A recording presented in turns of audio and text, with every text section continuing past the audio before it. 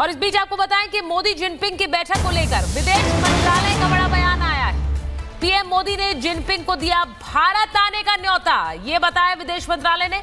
BRICS सम्मेलन में भारत आने का न्योता दिया गया है। पीएम मोदी ने आतंकवाद का मुद्दा भी उठाया है। मतभेद नहीं, साझेदारी बढ़ाने पर जोर दिया है। यानी मतभेद नहीं, साझेदारी हो। और यहां जिस तरह बैठकें हो रही हैं, आप जानते हैं कि एससीओ की इस बैठक में भारत भी है, तो वहीं ईरान भी है, भारत भी है, तो पाकिस्तान भी है, रूस भी इसका हिस्सा है, तो वहीं अजरबैजान भी है। तो आप जानते हैं कि इस समय में जो बदलती वैश्विक समीकरण है, उसमें कई देशों के साथ रिश्ते जिस तरह उतार चढ़ाव भरे रहे हैं, उन सब के बीच अब सहयोग और रिश्तों को परस्पर आगे बढ़ाने की बात हो रही है। आप जो तस्वीरें देख रहे हैं, 2014 में प्रधानमंत्री बनने के बाद पहला दौरा चीन का किया, मई 2015 में, और उसके बाद से अलग अलग जो दौरे चीन के रहे उनकी तस्वीरें। और पिछले 7 साल से चीन का रुख नहीं किया था प्रधानमंत्री ने, लेकिन अब ये मुलाकात चीन में हो रही है।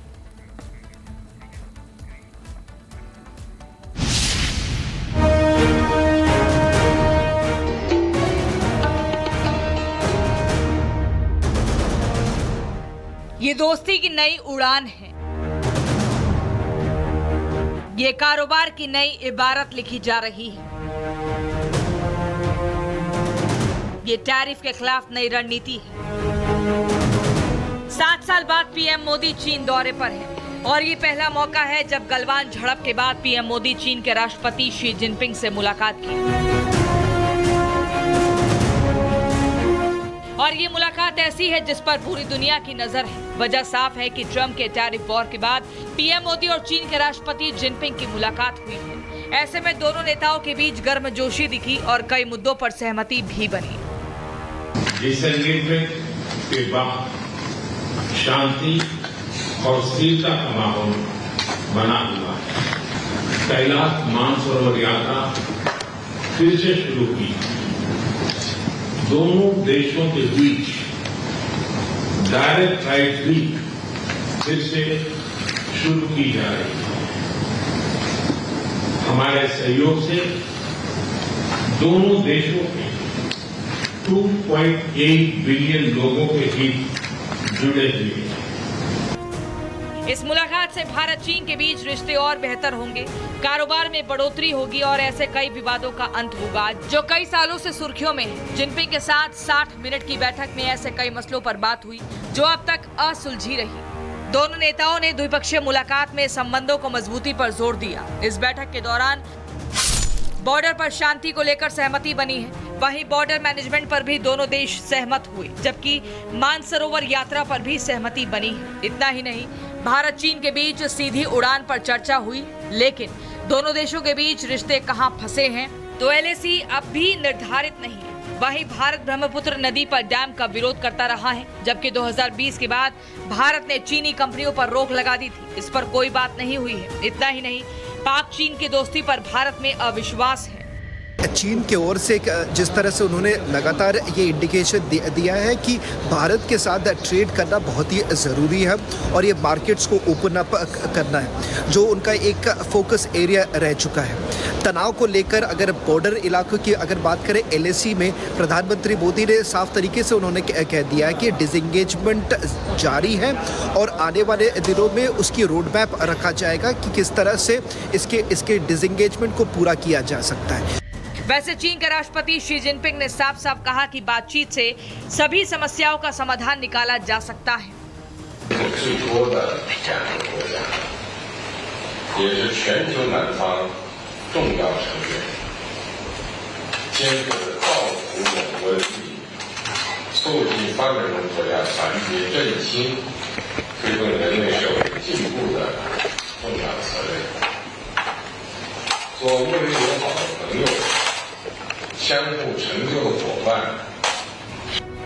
भारत चीन के बीच की तल्खी कम हो रही है, लेकिन चीन से भारत की दोस्ती पर अमेरिका जल रहा है, जबकि पाकिस्तान को जलन हो रही है। ऐसे में उम्मीद की जा रही है कि आने वाले वक्त में भारत चीन की दोस्ती एक नई इबारत लिखेगी। Bureau report, Republic Bharat. मेरे साथ मेजर जनरल जीडी बख्शी जुड़ रहे हैं, हमारे साथ प्रोफेसर अंजू जोशी जुड़ रही हैं। बहुत बहुत स्वागत आप दोनों का। मेजर जनरल बख्शी, अगर मैं पूछूं, अभी थोड़ी देर बाद हम देख रहे हैं कि जो बायलैटरल मुलाकातें हैं वो शुरू हो गई हैं एससीओ के साइडलाइंस पर। सबसे ज्यादा उम्मीद आपको शी जिनपिंग के साथ प्रधानमंत्री की बैठक के साथ है या फिर रूस के राष्ट्रपति के साथ, या मैं कहूं कि इस ट्रायड के साथ आप एक उम्मीद देख रहे हैं भारत के लिए मूविंग फॉरवर्ड? देखिए साहब, डोनाल्ड ट्रंप साहब की एक अचीवमेंट है जिनके लिए उन्हें वाकई नोबेल पीस प्राइज मिलना चाहिए, और वो है चीन और भारत की जो प्राचीन सभ्यताएं हैं उन दोनों को इकट्ठे लाना। और सबसे अहम चीज़ जो उन्होंने कर दी है कि येवगेनी प्रिमाकोव ने 1990 की दशक में रशिया इंडिया चाइना ट्रायंगल की बातचीत करी थी। ठीक है, जहाँ तक मीटिंग है शी जिनपिंग साहब के साथ, तो वो तो बहुत ऑप्टिक्स बहुत अच्छी रही हैं, और जो एटमॉस्फेयर दोनों साइड से रहा है बहुत ही अच्छा रहा है। प्रधानमंत्री ने ये भी कह दिया कि the border is peaceful and stable, और जो relations are on a positive trajectory, और ये जो मीटिंग है ये पॉजिटिव मोमेंटम दे रही है दोनों रिलेशंस को। हाँ, थॉर्नी इश्यूज भी उन्होंने रेज किए, टेररिज्म पे उन्होंने कहा मतभेद कम और जो है सहयोग ज़्यादा होना चाहिए। I thought that was a very correct way of putting it. और उन्होंने बॉर्डर के ऊपर भी कहा कि ये ट्रिकी थॉर्नी प्रॉब्लम है, लेकिन इसको हेड ऑन टैकल करना चाहिए, और टैकल किया गया है। डिसएंगेजमेंट को अब स्पीड अप करने की बातचीत हो रही है, और डिसएंगेजमेंट के बाद डी एस्केलेशन तो हो चुकी है, डिसएंगेजमेंट, और अब जो है दोनों फौजें वहाँ से हटाई जाएं, अपने पीस टाइम लोकेशन में आ जाएं, परमानेंट आ जाएं, वो इस जो है प्रक्रिया की पूर्णता को दर्शाएगी। I am very hopeful of the meeting with Vladimir Putin. बहुत बहुत सही समय पर है। रूस के जो हथियार, उन्होंने एक्सेलेंट परफॉर्मेंस दिया है ऑपरेशन सिंदूर में, और मैं समझता हूँ हमको कोई जो 2 बैटरी बकाया हैं S-400 की, वो जल्द से जल्द ले लेनी चाहिए, उनको सप्लाई कर देना चाहिए। S-500 की भी बात हुई है, Su-57 5th जनरेशन फाइटर्स की बात हो रही है। देखिए, अमेरिका को कोई अधिकार नहीं है कि वो भारत को बोले कि मत लो तेल, और भारत ने भी देखिए दोस्ती निभाई है कि हमको जहाँ से सस्ता तेल मिलेगा ये हमारा फैसला है, हम वहाँ से लेंगे। और वो सितंबर के महीने में जो तेल ले रहे हैं रूस से, उसको बढ़ा दिया। यानी India is the one country in the world, Bharat पूरे विश्व में, जिसने रीढ़ की हड्डी दिखाई, स्पाइन दिखाया है।